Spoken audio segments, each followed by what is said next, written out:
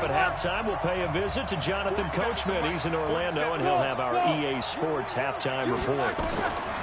Now Ben on 3rd and long. Open man completes it to Smith-Schuster. 14 yards is the pickup there, but it'll still lead to a 4th down. And this offense has converted twice already here in this first half on 4th down conversions. And here we go again. And now this is going to depend on the spot. And they say he's just short. Boy, a curious decision to go for it. Doesn't pan out. And the Eagles are going to take over in great field position. Now Wentz. But when this ball's tipped and intercepted, it's Devin Bush, the linebacker, who picks it. And the return just out across the 15 to the 16-yard line. Well, Charles, while we have a second, you know, we talked about the NFC playoff picture, but I wanted to get your thoughts on a hot topic right now in NFL circles. That's awarding a home game to every division winner, regardless of record. It's happened twice in this decade that we've seen a 7-9 team in Seattle get a home game and a 7-8-1 Carolina team get one. Where do you stand on this? Because there's a scenario where you could have a 13-win team from the NFC West traveling to face an 8-win team from the NFC East. I know I'm a dinosaur on this one. Absolutely. I love the division champ getting a home game. I don't care what the record is, and I know it sounds wrong, and we're in this society now where everything has to be fair and right. And we would like that, and I would like that too for most big topics. But in sports, it's actually kind of cool when these things happen. Remember, Seattle at 7-9 hosted the defending Super Bowl champs New Orleans and beat them. That big Marshawn Lynch run that we'll remember forever. Carolina 7-8-1, they actually lost at home in their playoff game. So you don't know how it's going to turn. I like division champs winning it and getting a home game, even when the records are kind of messed up. I'm with you. You're making me smile. How about that? You and I sitting at the home, two old dudes going, that's the way it ought to be. They head to the line facing a 3rd and 7 following the incompletion on 2nd down.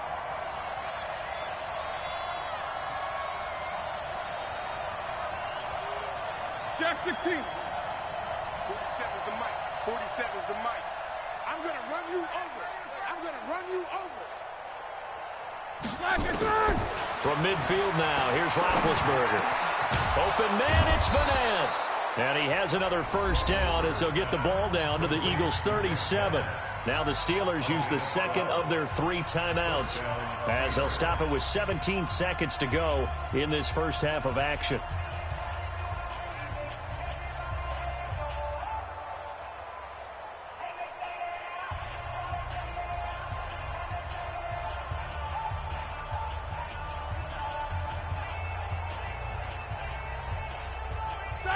Line of scrimmage, the 37 on 1st and 10. 44. Out of the gun, it's Roethlisberger. Nowhere to escape, and he goes down. Now the Steelers going to use their 3rd and final timeout as they'll stop the clock with 12 seconds to go in this first half. So now 20 yards to go on 2nd down after the sack. Work to be done.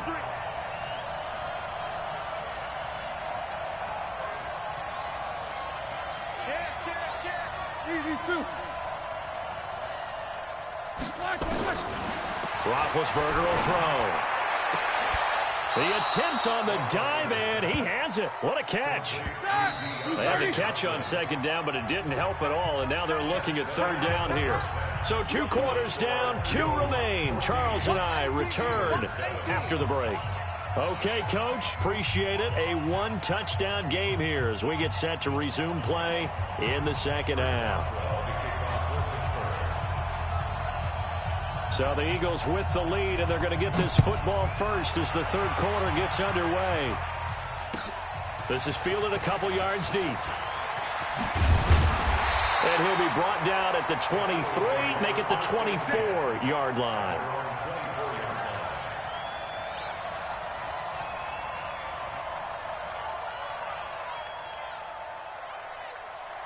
Already at the line, this Philly offense set to go. They have the lead. Now they'll be looking to extend that lead. And this is where I enjoy talking about one of my favorite subjects, tendency breakers, or counters as I also like to call them. You've done things in a certain way in the first half, and they've had ability to see what you've done. They're going to make their adjustments. So guess what?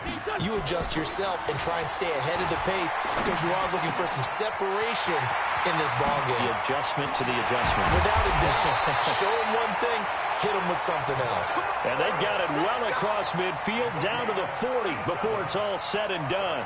The big gainer there on the catch and run, 37 yards. So the big play moves them all the way across midfield to the 40 now for 1st and 10. On first down, it's Howard. And he is going to be stopped cold behind the line of scrimmage. That sends him 2 yards in the wrong direction and leads to 2nd down. 120. Come on. 357. Check right. Hey, Charlie. Quarterback, don't get nervous now. On 2nd and 12, Wentz. He's got the hook up here to Deshaun Jackson. And they'll wind up getting this one all the way down inside the 20. That one covers 24 yards. It's a 1st down.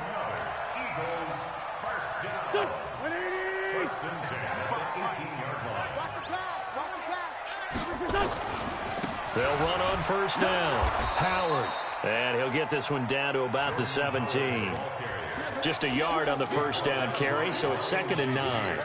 In the first half, he was held in check on the ground, but despite that lack of production, they still have the lead. Yeah, and they've got to feel fortunate about that. If they could actually get production from their lead horse, that would help open up this offense and widen this margin, too. Forced out to his left. And now he's going to use his legs. Wentz can pull it down when he needs to, and the 6'5" quarterback picks up the 1st down. So the youngster able to use the legs to pick up the 1st. And one of my pet peeves when they see this guy play, when Carson Wentz takes off running the football, I always hear people go, oh, he's sneaky athletic. No, he's athletic. Watch him do it. He's an integral part of the quarterback run game, and he gets it done very, very well. You don't like sneaky athletic, do you? That's just kind of a jab in the back. Yeah, not when it doesn't apply. I think that's a stereotype that needs to be broken down for him. A quick throw there out to Jeffrey. That's going to go as a loss of a yard, and it'll be 2nd down. Now from the 7, here's 2nd and goal. It's a 2nd down run with Sanders. And he'll take it into the end zone for an Eagles touchdown. Taking it in. And the Eagles able to push further out in front. Still plenty of time left in the game, but now starting to pull away a little bit, get some breathing room with that one. And I don't want people to think that NFL locker rooms are cookie cutter, that everyone's saying the exact same thing in every situation.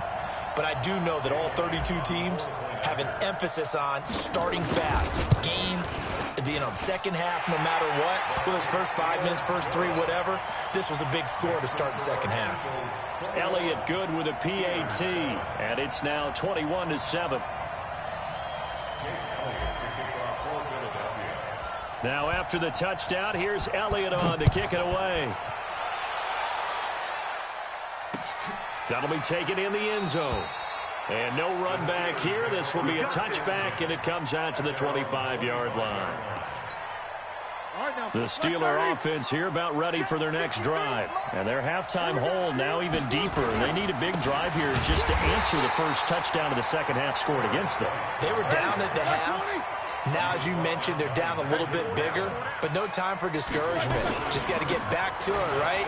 Put your shoulder against the boulder and start pushing and try and get back to where you were to start the half. And he's taken down but able to slip across the 35. It's a Pittsburgh 1st down, a gain of 13. On 1st down, White. And that'll be good for 8 yards to the 45. You know, despite the scoreline, I think they've got to like where they are here. They're on the road and just one big play away from getting right back in this game. I'm going to follow right along with you. Because now White lost the football. And it's picked up by the Eagles. And they'll take over inside the 45 at the 44-yard line. The psychology of the game never ceases to amaze me because you would think there would never be a fumble from what we hear from coaches all the time, right? And how much they practice not fumbling. Practice it, preach it, talk about it all the time. You would think no one would ever turn it over. Yeah, they are humans out there running around, and we just saw another one. Opportunistic by the defense. Call that a loss of 5 yards on the play. And it'll be a 2nd and long. It's a party now. Check. 81, 81. From the gun, it's Wentz. Gonna look deep for Jeffrey. That's caught inside the 20. And all the way inside the 15 before they drop it. It's a gain of 35. So how about this for field position after the big play? Inside the 15 now as they come up on 1st and 10. Now Howard. And this play gets blown up. They'll lose yardage. Back at the 17. A loss of a full 3 yards, and now it's 2nd down.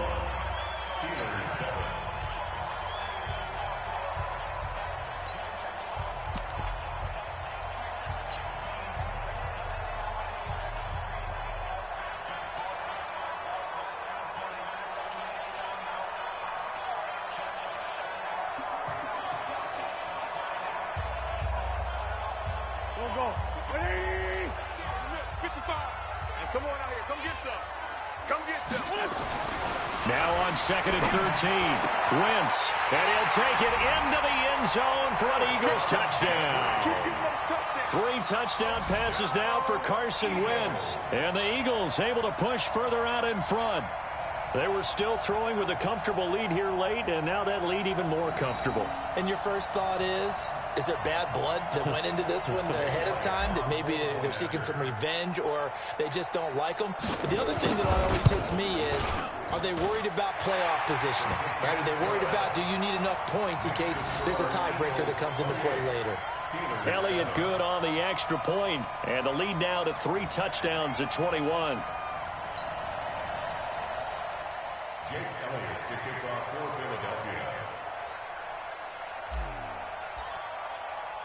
Now after the touchdown, here's Elliott on to kick it away. This fielded a few yards into the end zone. And he won't return this one. He'll go down to a knee, and they'll start at the 25.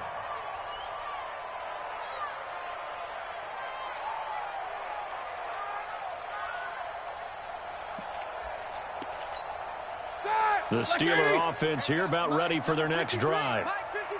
And last time, not only the turnover, but that turned into 6 points. They got to make up for that here. We always hear about empty possessions, but some are worse than others. You can have an empty possession, punt the ball away, get yourself set to play defense, but when you turn it over, it changes momentum, and when they take it downfield and punch it in on you, that's a bad possession all the way around. Yeah, but you're hungry to get back out there, aren't you? You better be, because otherwise it's going to be a long day for you. They'll run with White, and he will not get there as they stop him short right around the 34-yard line. Call it a gain of 3, and it'll bring up 4th down. So where'd all that running room that he had in the first half go? Because it looks like it's drying up a little bit here. Someone made some adjustments, it appears, at least on this drive. Check safety, check safety. They're going to run. Here's Connor. And, boy, is he close.